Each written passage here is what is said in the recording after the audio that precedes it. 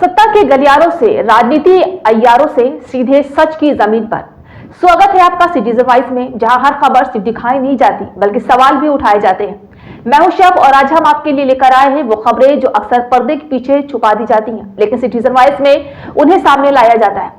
यहाँ न शोर बिकता है, न सच दबाया जाता है। हर खबर है आम जनता की आवाज और हर रिपोर्ट है जवाबदेही का आईना। तो आइए देखते हैं क्या है आज की खबर। अखिलेश यादव ने सुझाव दिया है कि बीजेपी उत्तर प्रदेश विधानसभा चुनाव में जीतने में असमर्थ होने की वजह से मतदाता सूची के साथ छेड़छाड़ कर रही है और उनके विरोधियों के वोटरों के नाम कटवाए जा रहे हैं। उन्होंने कहा है कि विशेष स्पेशल इंटेंसिव रिवीजन यानी कि SIR प्रक्रिया का दुरुपयोग करके फॉर्म नंबर 7 के जरिए सुनिश्चित तरीके से विपक्षी समर्थकों और पीडीएस समुदाय के वोटरों के नाम हटाए जा रहे हैं। किसानों, मजदूरों और कई समूहों का कहना है कि इससे लोकतांत्रिक प्रक्रिया पर असर पड़ेगा और मतदान अधिकार कमजोर होगा। अखिलेश यादव का यह भी कहना है कि इन हटाए गए नामों को ज्यादातर उन क्षेत्रों से निकाला जा रहा है जहां पिछले चुनावों में बीजेपी को हार मिली थी। उन्होंने आरोप लगाया है कि अधिकतर फॉर्म नंबर 7 अजनबी व्यक्तियों द्वारा दायर किए गए हैं, जिससे ये लगता है कि ये एक सुनियोजित कोशिश है, न कि आम जनता की गलती।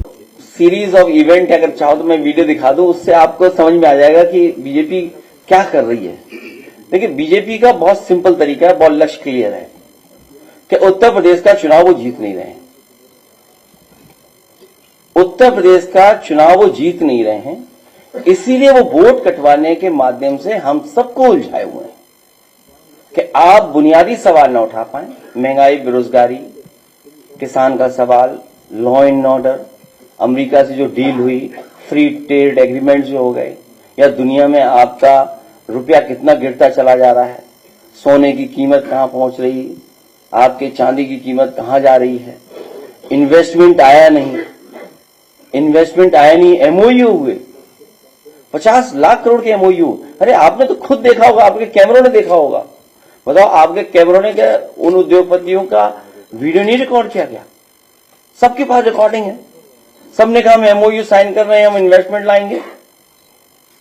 जब बजट में इंसेंटिव ही नहीं दिया आपने, तो इन्वेस्टमेंट कैसे आएगा? अब जो कुछ आ भी रहा है, लेकिन 50 लाख करोड़ की सवाल थी, और तब जब डबल इंजन सरकार थी, डबल इंजन, और जमीन पर कितना पहुंचा? 1 लाख करोड़ भी नहीं पहुंचा अभी तक। स्किल इंडिया बता रहे थे, डिजिटल इंडिया बता रहे थे हमारे मुख्यमंत्री जी, मुख्यमंत्री बिष्ट जी, न जाने कौन सी बात बता रहे। स्किल इंडिया, आप स्किल इंडिया का बता दें क्या है दूसरा। तो इनके बूथ का जब एनालिसिस की, ये लॉजिकल डिस्क्रिपेंसी का है, हाई स्कूल छावनी परिषद फैजाबाद अयोध्या बूथ नंबर 2, कुल नोटिस इन्हें मिले हैं 181। जो कुल नोटिस उस बूथ पे आए हैं 181 है।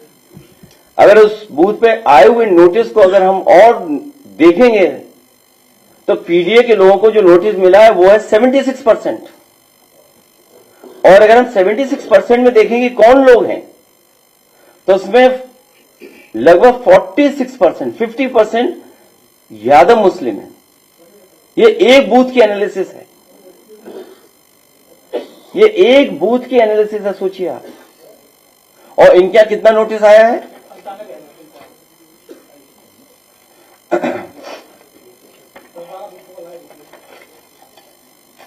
मान लीजिए पूरे यूपी में समाजवादी पार्टी के द्वारा जो फॉर्म 7 भरे गए 47,